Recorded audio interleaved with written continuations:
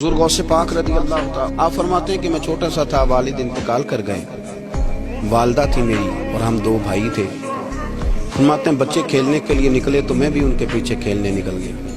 एक बैल बच्चों के काबू आ गया, तो बच्चों के काबू को चीज़ आ जाए तो फिर वो उसका जो हाल होता है वो तो हमें पता ही, हम सारे बच्चे रह चुके हैं। तो कहते हैं वो बैल काबू आ गया, कोई उसके कान छेड़ता, कोई उसकी दुम छेड़ता, कोई उसके सींग छेड़ता, कोई किसी जगह से उसे तंग करता। मुख्तलिफ बच्चे उसको ना दुम से पकड़ के हिलाते, बैल भागता। हुज़ूर गौसे पाक फरमाते मैं भी आगे बढ़ा और मैंने जब उसकी दुम पकड़ के हिलाई तो बैल ने मेरी तरफ मुंह किया और कहने लगा अब्दुल कादर तू तो ना ऐसे कर, बोल के कहने लगा तू तो ना ऐसे कर, तुझे रब ने इन कामों के लिए पैदा नहीं फरमाया। आप फरमाते मुझे इतना खौफ तारी हुआ, बैल को बोलते देखा था पहली दफा, बैल को। अब मेरे सुन्नी को भी दलीलों की जरूरत होती है, दलील ना दें, किसी बुजुर्ग की बात सुनाए तो सुन्नी भी थोड़ा थोड़ा दाएं बाएं देखता है। ये शोर ऐसा हुआ है ना, प्रोपेगेंडा ऐसा। मैं हदीस पाक सुना देता हूँ। रसूल करीम सल्लल्लाहु ताला अलैहि वसल्लम फरमाते हैं एक शख्स ने बैल पे सवारी कर ली थी। बैल सवारी के लिए नहीं पैदा किया, सवारी के लिए ऊंट हैं, खच्चर हैं, घोड़े हैं, गधे हैं। बैल खेती बाड़ी के लिए बैल ने सवारी कर ली।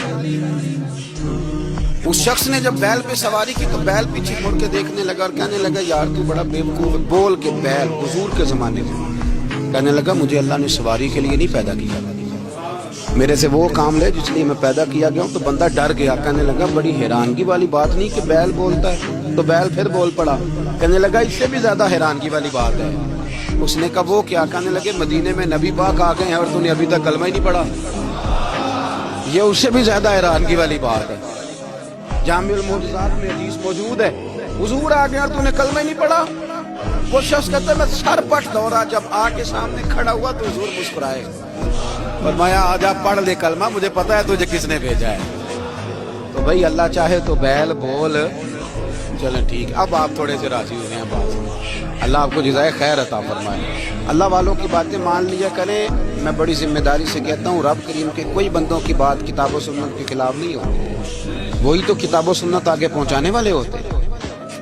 तो हुजूर गौसे पाक फरमाते हैं मैं वो डर के घर आया, जब घर पहुँचा तो मेरे कानों में आवाज़ आ रही थी लब्बैक अल्लाहुम्मा लब्बैक लब्बैक ला शरीक लक। फरमाते मैं छत पे चढ़ा और मैंने जीलान में अपनी छत पे खड़े होकर देखा, तुम हज के दिन थे, मेरी सीधी नजर मैदान अरफात पे थी। तो मैदान अरफात में बैठ के लब्बैक लब्बैक पढ़ रहे थे। पहले मैं वहां से डर के आया, फिर छत से डर के नीचे उतरा, माँ को सारी बात बताई। तो कहती मेरी माँ कहने लगी बेटे जब तू पैदा होने वाला था तो मुझे बड़ी बिशारतें मिलती। फरमाते माँ ने ना खोला बक्सा सिंदूक तो 80 दिनार निकाले। मैं पुत्र तुम दो भाई हो और तुम्हारा बाप कुल जागीरी 80 दिनार छोड़ गया, 80 40 तुम्हारे 40 तुम्हारे भाई। फरमाया बेटा एक बात का ख्याल रखना, मैं और तू तुम्हारा बाप कोई नहीं, भाई छोटा है, मैं पीछे नहीं आ सकता।